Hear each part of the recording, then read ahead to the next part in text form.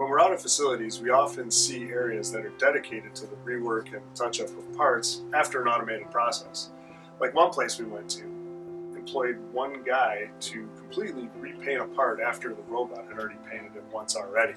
Another place we went to used a summer and winter blend program on the robot, a summer and winter blend material, and still had multiple people touching up parts after that automated process.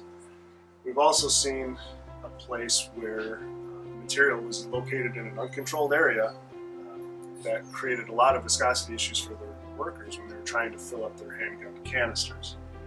Bottom line is, we're creating departments and paying people around a process that is essentially considered rework.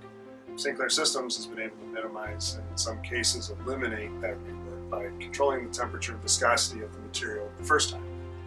So it's probably a good idea to find out how much your viscosity issues are costing you.